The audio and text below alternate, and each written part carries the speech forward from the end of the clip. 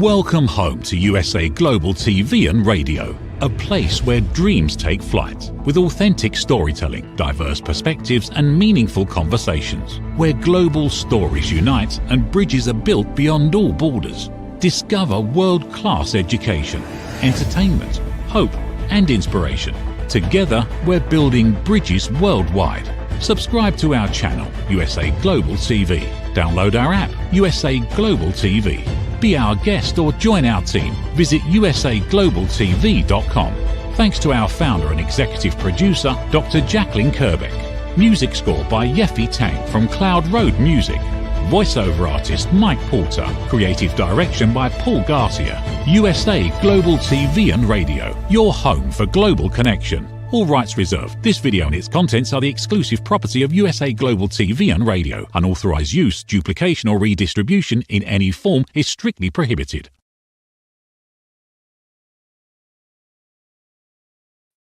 Good morning, good afternoon, good evening, and welcome home to USA Global TV and Radio, where we proudly provide world-class education, entertainment, hope, and inspiration. I'm Dr. Jacalyn Kerbeck, and today's show is Judgment, the Hidden Sin, based on my new book, Holy But Harmful, The Silent Sin of Judgment. Have you ever been judged? Have you judged? I'm sure the answer in most cases is yes. We are always judging, and that's a judgmental statement as well. The purpose of this show is to bring awareness about how and when we're judging so that we can take a 6-second pause and think about these 3 questions. Before you speak, is it kind? Is it necessary? And is it true? If not, maybe we should think before we speak. So today's show, I'm super excited for our 4th episode to welcome Tricia Copeland, who is a wonderful person, has been on our platform before, comes to us through Creative Edge with Mickey Mickelson. And she is also a podcast host. She's also a best-selling author. And she is someone who truly leads with her heart. She's going to be sharing with us a little bit about the characters in her works, about her creativity, and about how judgment has come to play in both of these situations. Let's welcome Tricia Copeland to the program. Hello, welcome. Nice to have you. Thank you so much, Jacalyn. I can't believe I'm I'm the 4th guest. I feel so honored. Yes, it's a brand new show that I came up with as a result of the book. And I thought, judgment comes in so many ways and so many times in so many places.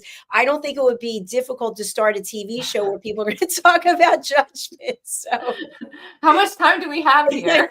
I know we could go on and on. But, Tricia, what I found is sometimes when we're judged, it really cuts like a knife. And maybe we don't say anything. Maybe we don't give anything away on our face, but we walk away feeling heavy, this heaviness. And I'd love for you to share just a little bit before we get into your background. When you thought about coming onto this show, knowing that it was about judgment, what came up for you? My first thought is that I tend to be very self-critical. So my self-judgment is usually worse than anything anybody else would judge me on. So if I come away from a conversation, I come away from really anything, not as much now, but as a younger person, I would come away from that experience, like just picking apart like everything I did wrong, no matter what situation it was and what I needed to change and how horrible I'd been about X, Y, or Z when, nobody was looking at me that way. Nobody was even thinking that I'd done something wrong or misspoke or any of that. But it was all this narrative in my head that just kept me stuck in only focusing on what I did wrong in any situation or any product that I produced, any report that I produced, any work that I did at work. It really infiltrated all my life till the fact that I was so neurotic about getting things wrong that I could never see that I was getting lots of things right. And that brings in self-doubt. It hurts your confidence. It hurt lots of aspects of my life because I was continually just in this state of anxiety that I was going to mess things up. And then after the fact, critiquing what I did mess up instead of looking at probably like the 99% of things that were fine in whatever I was doing. And of course, I'm looking at myself now and I'm wearing sort of like white and black prison garb, but I love just how candid and honest you are. It's really a beautiful quality. Thank you for sharing it. Sometimes it can feel uncomfortable to share things that are really true and private to us, but when we do so, we're really helping other people. And we all have titles. So you're a publisher, you're a best-selling author, you're a podcaster, but before any of that, you are a human being and you're showing up with a bright light in the world, wanting people to see you for who you are. And sometimes I think we as humans, we get so caught up in what we're expected to be and what people expect from us that we start going within and sort of being our worst enemy. And you were talking about that. I do the same thing to myself every day. I'm like, why am I so wide? I can't stand how wide my waist is. When did this happen? And it like takes over everything else. I can't even see anything else except becoming fixated on that, because living in society where we're constantly being judged. And I know I think it was your first book series, you dealt with what we look like and how we are on the outside and how we're perceived. And how did that impact you and what did you do about it? right. So when I was a young adult in college, I developed anorexia, and I a lot of the factors that led into that were that perfectionistic mentality and feeling like people were looking at me and seeing me as a non-perfect person. If I didn't make the perfect grades, if my body didn't look a certain way, if I wasn't involved in enough activities, if I didn't, wasn't headed in the right direction with my career and my school. And the end result I needed to be working towards that end result in order to be accepted and perfect and looked at as a good enough person, right? So I got into this cycle of, okay, I'm going to exercise as much so I lose as much weight, so I look perfect. And just hiding really every other aspect of my life, just becoming this shell of a person that can only relate to people in this superficial way, and really just keeping others at bay by doing that, at the same time wanting to attract them with this physical appearance and this perfect life that I had created this persona for myself, because I was really hiding a lot of insecurities about was I really going to be able to get to where I thought I needed to be, or, was I really going to be able to do well in school or achieve all the things that needed to be supposedly achieved in life. So I think I was really masking all of that. And silently in my head too, I was judging people about the same things that I was trying to be good at. Like I would see people and think, oh, well, I'm better than them because I have a better body. Like, really, that makes a difference? Like, it doesn't make a difference at all, right? And so, but I think at that point, I was only trying to make myself feel better, because I felt I had no confidence, no, self-confidence. And I was really only trying to make myself better. Well, I'm a little better than them because of X, Y, Z, right? Just trying to prop myself up with anything that I could try to prop myself up with, because I just really felt like I wasn't at the bar of where everybody else was. And that's where that judgment comes in. Like a lot of times it's masking like how we're seeing ourselves or how we're feeling about ourselves. And it's just sort of a mirror as what we're putting emphasis and what we are thinking should be important in our lives, when probably none of that really matters. Like, and what I learned afterwards is like really to connect with people is really to drop all of that stuff. And really how you connect with people is by connecting with them genuinely. How are you feeling about X? What are you scared about X? And that is where the humanity comes in, I guess, and how you can really connect with people. But at the time, I really didn't, for whatever reason, have those skills, or had so many insecurities that I just couldn't relate to people in that way. Tricia, thank you so much for sharing that and also bringing to light the fact that we, whether we know it or not, we're using this hierarchy system of I'm not good enough or I'm better than in a constant state of comparison. And, I thought to myself, here in the States, there is a celebrity couple. They're actually in other parts of the world too, and they announced they're getting divorced. And I thought to myself, oh my gosh, this woman is so beautiful. She's so this, she's so that. If she's getting divorced, what is in it for the rest of us? And I thought to myself, well, that's kind of judgmental, isn't it? And then I thought, why do we have to be comparing ourselves to other people? But I feel like that's the way that society, at least in the States, is. And what I want to share is I recently was traveling outside the States, and what I saw were women who were embracing themselves. They were not caring what anyone thought about themselves wearing string bikinis. I won't even wear a bathing suit. That's how bad it is for me in my own mind. But I feel like what a joy to go someplace where you're actually looked at and celebrated for what you have on the inside, not what you have on the outside. So what I'd love to have you share now is we'll talk about your work as a podcaster and then go into your work as an author and a publisher. So you've interviewed a number of people, and I'd like to know, what's that experience like for you when you're on the other side of the microphone, knowing that people will be revealing things to you that maybe they didn't even expect to reveal?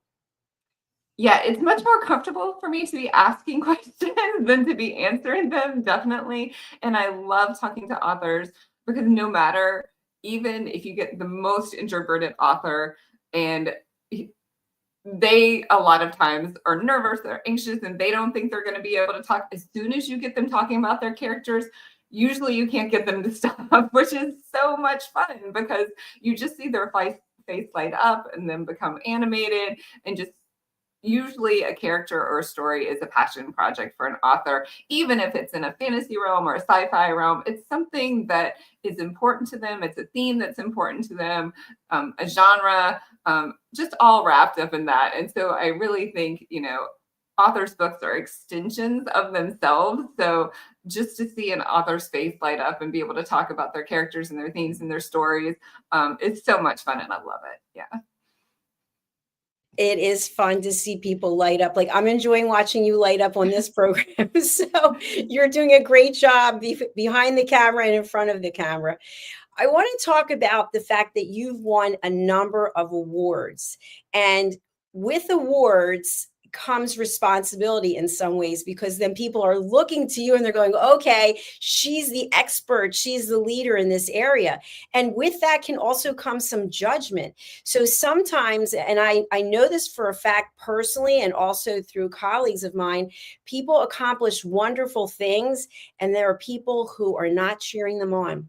There are people who are coming up with reasons why they shouldn't have gotten it, or just downplaying something else in their life because obviously something's not sitting well with them. How do you deal with the fact, knowing that you're in the public domain, that you have earned many awards, and that maybe not everyone's happy for you?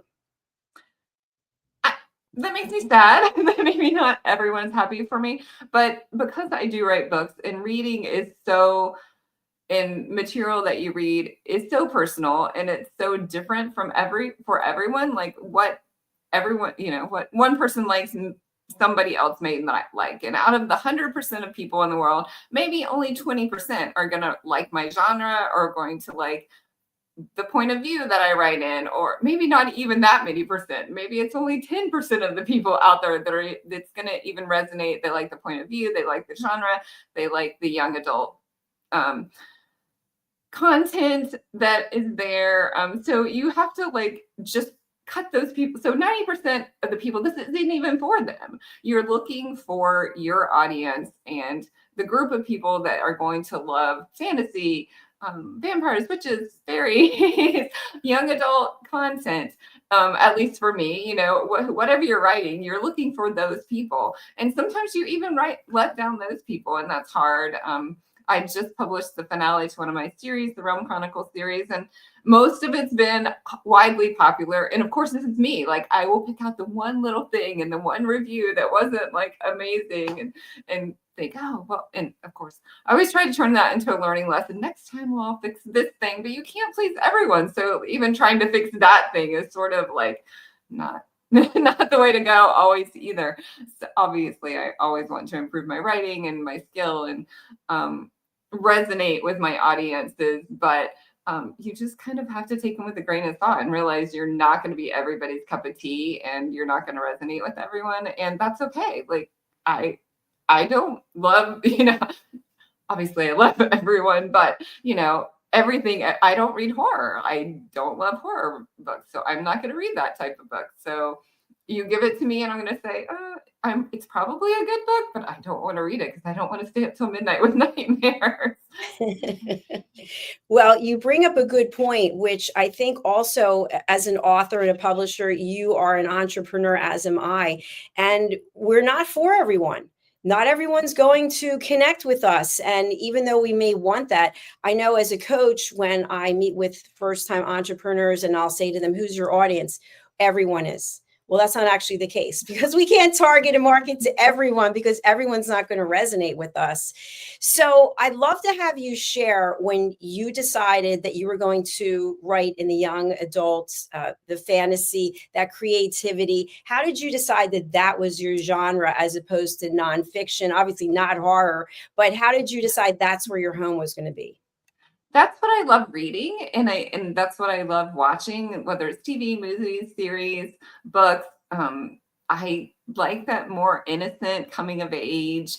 Yeah, they're vampires, they're witches, and some people die, but it's not the gory horror, and it's not that's not the pervading story, I guess. I like the story of growth and overcoming adversity, as well as personal trials and seeing like kind of my catchphrase is finding the magic. So seeing the magic within yourself, and what is that about yourself that makes you special, whether it's being able to write a poem or draw a beautiful picture or whatever special thing you have, whether it's being able to relate to some people really well or being very intuitive about people or people's feelings. Any of those things to me are magic and magic qualities about people. So showing a character that finds and realizes that about themselves and then is able to share that gift to help other people or even help their own situation or their own family. So that's sort of that magical quality that I like to bring out. And I think we can talk about a lot of things in fantasy worlds that may be harder to talk about in like contemporary settings. A lot of my characters, I have hybrid witches and vampires. The witches, which is an outlawed being. So that character deals with going to a human high school as a witch vampire and not being able to share that they're a witch or a vampire, and being in witch societies and not being able to share that they're half vampire, and being in vampire societies and pretending they're not a witch.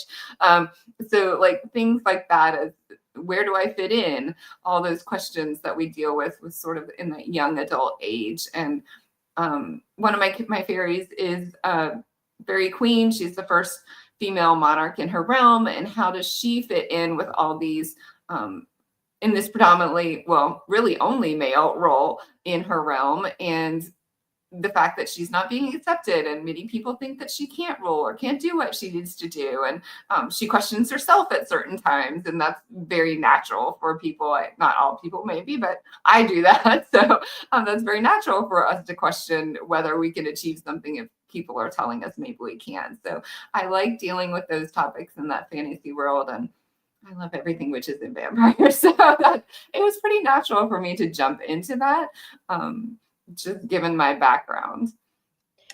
Thanks for sharing that. We can see how passionate you are about that.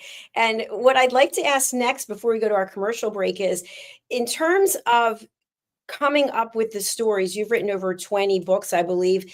There's some element of fantasy and some element of reality. So how do you walk the line and determine how much you're going to include into each of your books? Right. So the Kingdom Journal series is basically an urban fantasy set in our contemporary world. Witches and vampires exist, but the general population of humans don't know they do. I really like that genre of having those people exist in our human world, but we don't know they're there. And they have to deal with humans and humans have to deal with them, and having to fit into that human element and maybe disguise themselves at certain times, but also have those special qualities about themselves that they can do different things than human can, maybe achieve a little bit more or different things sometimes. And then when I dove in with the fairies, it kind of happened that my witches needed a fairy army, and I thought, I'll just use these fairies, put them in. I never written fairies before, so my fairies are a little bit different than some people's fairies. And it's fun that everybody has their little bit take on the lore and the genres. So now I'm not even sure I answered the question, but I just like the thought that I could be walking next to someone who may be a little bit more magical than I am. I love that. I think it would be so much fun to be a fairy princess even, and have these beautiful fairy wings and fly around. Yes. We're going to talk more with Tricia Copeland when we come back. We're going to take a quick break, and we're going to hear from one of our own team members here at USA Global TV and Radio, and also someone who is a reference for this beautiful book that she has published. Her name is Tracy Perkins, and the book is Dementia Home Care Before, During, and After. And I actually have had a copy of this. I passed it on. My mom had dementia, and I took care of her for 3.5 years. Let's take a look, and we'll be right back. USA Global TV and Radio proudly presents Tracy Perkins, a dementia caregiving survivor teaching how to balance care with peace of mind. #1 resource for dementia caregivers. It's the book Dementia Home Care, How to Prepare Before, During, and After. Over 17,000 copies sold of this must-have guide. And now a testimonial from Tracy Smith.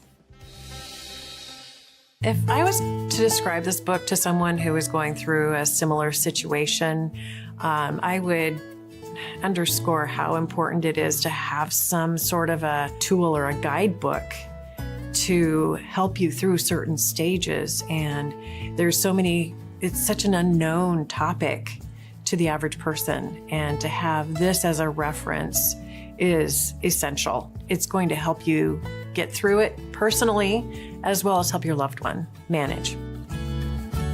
To learn more, go to TracyCramPerkins.com. Tracy Perkins is an award-winning author. She's also the host of Dementia Home Care television show. Watch it here on USA Global TV and Radio.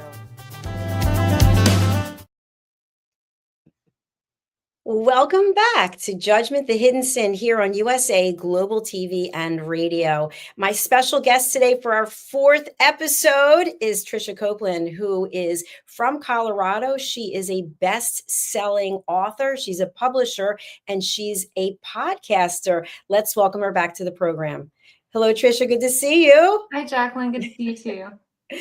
Thanks for hanging around here during the break. I want to dive back into the podcasting because you actually interview authors and publishers, and I think it's great to give them a space and a home to share. What I found from our show, The Corner Bookstore, is many times authors are a little reluctant to come and be in the public domain. It's a little frightening in some ways, and to get them to share their stories, I think, is just wonderful. So tell us about how and when you started to do this podcast. What was the catalyst?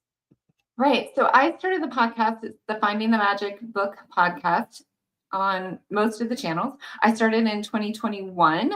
So it was really a reaction to the pandemic. And I was in Toastmasters, and that was meeting online. I enjoyed that group, but I wasn't meeting with my authors. I used to go to 3 or 4 author events per year, and I would meet up with my author friends, and I wasn't able to do that. And I was really missing those connections that I had before, just sharing other stuff, right, about our characters or about our books.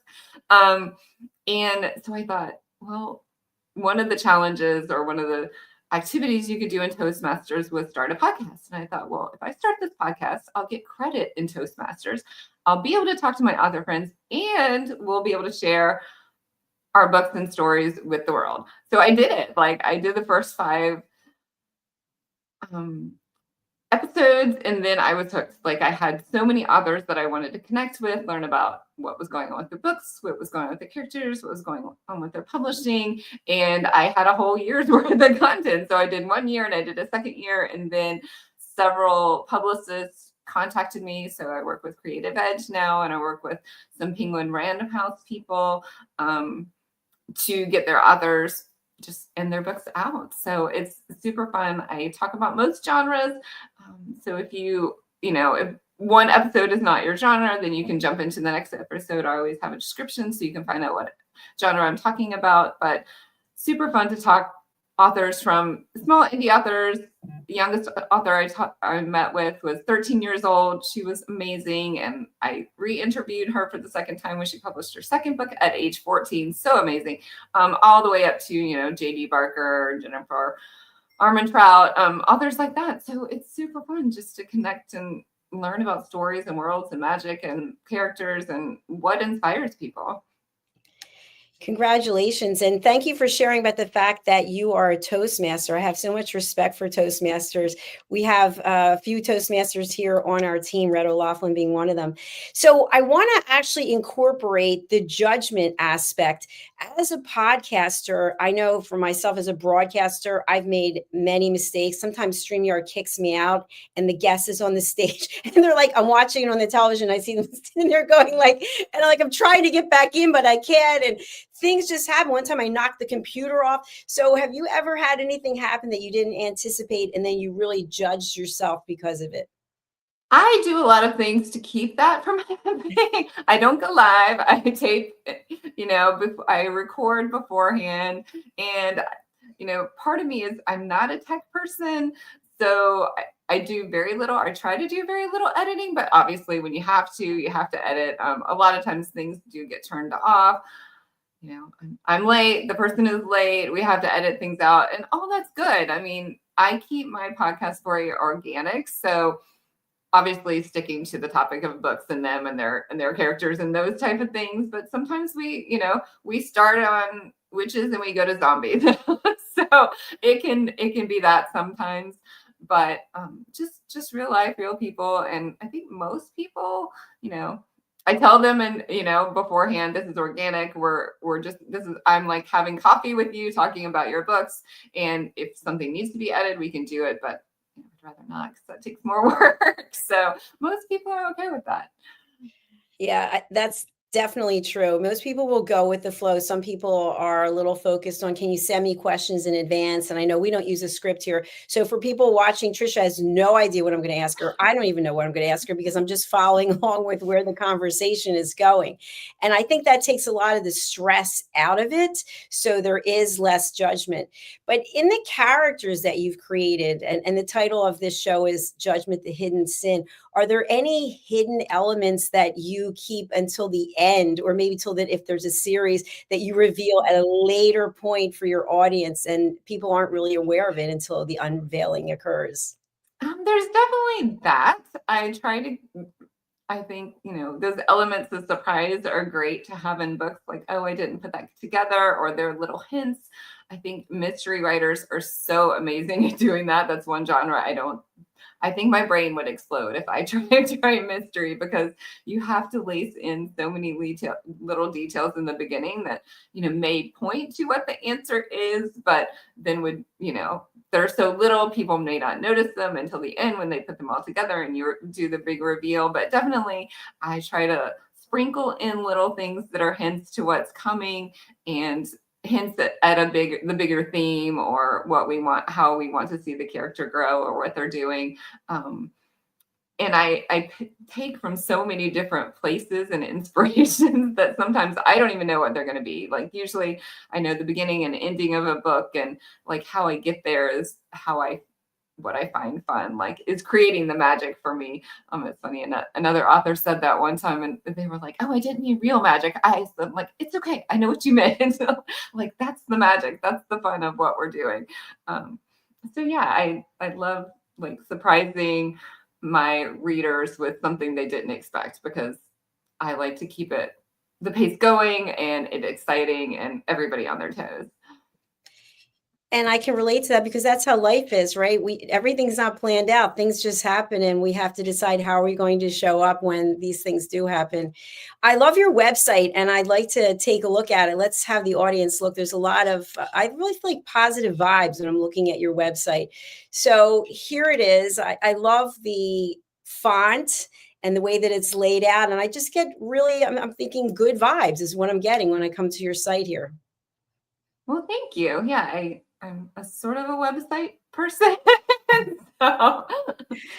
So I love these book covers. They're just, it's kind of interesting. It reminds me of bar class versus weightlifting, if this makes sense. So bar class, I feel like I'm standing taller. I feel my feminine energy coming out. And weightlifting, I feel like my powerful, strength coming out. When I look at these book covers, I'm getting both of them. So was that what you intended, male and female energy, or am I completely off on this? No, definitely. My characters are very strong characters who, deal with lots of issues and have to overcome a lot. So I like to portray, sort of the themes and what's going on in each book on each book cover. And I was lucky enough for the Fae series you see To Be a Fae and To Be a Fae Rogue there to have Shower Smith Designs out of the UK helped me develop those covers. They started off as definitely a different looking. They were Ice Queen that had white hair and definitely looked different than what the final version was. So I was really happy to be able to have different variations of poses of that initial image so that I could have those different themes and feels to each book in the series. And it is interesting for people who don't know, but when we bring on team members to create book covers, we're really handing them our baby and saying, what can you do with our baby? And sometimes people come back with something and it's like, that's not exactly what I was looking for, but maybe there's a reason why I need to consider that. Maybe something's meant to come up for me from that. So I think that your book cover designer has done an excellent job here. Really, really Yes, special. I agree. So, as I mentioned at the top of the hour, you have earned many awards. Which one, if you can actually specify, has the most meaning for you? I think they all do. I mean, the local awards are fun because you get to go to them in person. The first Colorado award was from the Colorado Independent Publishing Association from Kingdom of Embers. And that was my first, really what I consider my first full-length fantasy book, and winning an award from Colorado Independent Publishing Association for that book meant a lot to me because it was my first one. And I felt like, okay, I'm being recognized by my peers here for this work. And it's funny because I set out to write a vampire series and it really spun and turned into a witch series. Not that, neither here nor there, no judgment to that, right? No judgment against the witches. But to have that recognized pretty early on was super great for me. Yeah, it really is nice when someone acknowledges our work. And sometimes, I know for me, sometimes the judgment comes in where it's that imposter syndrome. It's like, wait, did I really deserve to earn this? And then it's like, come on, stop if someone recognizes you. But again, just going back to the judgment piece with the topic of the show, is that we judge ourselves so harshly. And you mentioned this at the top of the hour, is that the judgment that we put on ourselves is far worse typically than the judgment we might get from other people. What are your thoughts? Definitely for me, that's been my experience. Other people judge them more than I do, but maybe they're more polarizing. I don't know. But anyway, yeah. So anything I could, I'm going to be my own worst critic at any point in time, I feel like. And that's just something I've had to overcome and recognize in myself and kind of just lay that aside and say, okay, I'm going to focus on that one negative about myself. So we're going to put that aside and we're going to try to, every day I try to do 3 gratitude things and 3 things I am liking about where I am so that I keep staying positive and keep staying, like just now I'm like, oh, well, I got that award. I have to do something better, right? That's my next thought. What am I going to do better? What if my next thing is not as good or not better? Step back, just let the creative juices flow and try not to think about it too much. Tricia, I really appreciate that you shared that because I am like that in so many ways. I'm always about the gold stars. What am I going to do next? What am I going to do next? And it's like setting the standard so high that you have to remember to enjoy the ride. Because if we don't enjoy the ride, we're just collecting awards and things, then we're not going to be happy and fulfilled inside. So I really appreciate you bringing that up, because I think that ties in nicely with being aware of how we're judging ourselves, instead of saying, I am grateful for who I am. I'm grateful to be here, to be breathing. All those affirmations that you were talking about that you do, I do them as well. And I think it keeps us grounded so that we can actually preserve our energy, because a lot of our energy leaks out in terms of all the negativity we put on ourselves, and also negativity that we unconsciously could be putting on others. Right. If I'm thinking negative about myself, I usually can't think positive about if I'm so stuck in that negativity, I usually can't be positive about other people either. And that's pretty sad. And it keeps me stuck like that. It makes me fearful that I'm not going to be able to do X, Y, Z. So that keeps me stuck and keeps me from doing things that I, may just do and put out there and, be like, okay, this is the first draft. It can be edited. Like in the fourth book in my series, my editor was like, the first 10 chapters is boring. And I was like, wait, the book is only 20 chapters long. So, these things can be fixed. That's right. They can be fixed. It is not life urgent. It's not an emergency. It's something that we love to do and we are good at it, and we can revisit it. So thank you for sharing that. We're coming to the end of our show, and I just wondered if you might have a message for people out there who are either judging themselves or maybe getting in the way of their own progress of being an author or being a podcaster. Something you can share. I think it is stressful. And I just finished up the series, the Realm Chronicle series, and everybody's like, what are you doing next? What are you doing next? And I'm like, oh, okay, breathe. I do have some ideas, and I am writing romance now under my Maria Jane pen name, but even that's slower than I want it to be, because I think I am a little bit stuck in thinking, oh, what if it's not as good? What if I can't live up to making it a good book? And a little bit of imposter syndrome. But I find like if I do it every day, I just do it. I keep doing a little bit. My brain just keeps working on what the next thing is.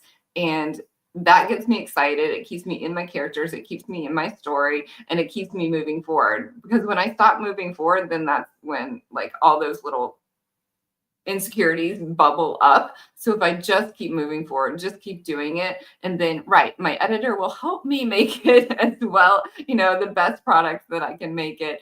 And just for me, it's just putting one foot in front of the other and keep like creating, so that, because if I do get stagnant, that's when more fears come in. If I let more time go by that I haven't done something, then it's like a snowball effect. So keep doing what you're doing and keep moving forward. And that's like 99% of the momentum. Thank you so much, Tricia. What's the best way for people to reach you, and who would you like to contact you? Anyone can contact me. I love hearing from readers, first of all, and their opinions about my books, my characters. You can go to my website. My email is Tricia, Tricia, @TriciaCopeland.com, so people can reach me that way. If you see up there 99-cent starters to the series. There are free short stories if you join my newsletter. If you like audiobooks, both the Kingdom Journals and Realm Chronicles are on audiobooks as well. So lots of way to reach me. I'm on most social media as Tricia Copeland author, or author Tricia Copeland. Thank you so much. I love this website. It's so well done. And I really appreciate you joining me here for the show today. I wish you continued success and all the happiness in the world. You too, Jacalyn. Thank you so much. Thank you. Bye for now. Well, there you have it, our 4th episode. Thank you for watching, whether it's on the live or the replay. I do want to leave you with 5 peace actions. I am a peace ambassador, and if I can get through to even one person in the world, it would mean a huge difference. Seek peace within yourself and others. We talked about judgment today. Give yourself grace, give yourself a break, and please be kind to other people. We see someone and we automatically judge them. We have no idea what's going on with them because people have no idea what's going on with us. reach out in service. If you don't have a ton of money to give back, that's okay. Lend a hand. Look around in your circle and say, who can I share my expertise and my knowledge with? Who can I help today? Protect the environment, protect the oceans, recycle, pick up your trash, and respect diversity. I like nothing more than traveling around the world and seeing different cultures and how people live. I'm very curious. Be curious and also be a responsible citizen of the world. These seem like basic things, but in the world today, sometimes we need to be reminded of them. So I wish you peace. I wish you joy. And I leave you with the 3 questions again before you speak. Is it kind? Is it necessary? And is it true? If not, maybe take a 6-second pause, maybe take a step back, maybe leave the room, maybe excuse yourself, maybe say, I'd rather not speak at this moment. Bite your tongue, so to speak, before you hurt someone's feelings when you don't have to. If it's not that important, it's not necessary, and it's not true. Okay, our next show coming up is Iconic Women with Dawn Bates. Stay tuned right here on this station, and you will see that program. Thank you again to Tricia. Thank you to Creative Edge, and thank you to each and every one of you for being here. That's a wrap for today. Bye for now. USA Global TV and Radio, home of the YouTube Silver Creator Award, proudly presents Just the Thing for Your Ring, introducing the patented Ring Thing, your premium personal ring holder to keep your ring safe, nearby, and avoid loss. The Ring Thing just got smarter. Add your logo and an NFC tag that opens to your website with one tap. Waterproof, inner padding, and now a forever business card. Just the thing for your ring. Scan the QR code seen here to learn more about Ring Thing or place your order. Follow Ring Thing on Instagram at ring_thing_ or go to our website, ringthing.com.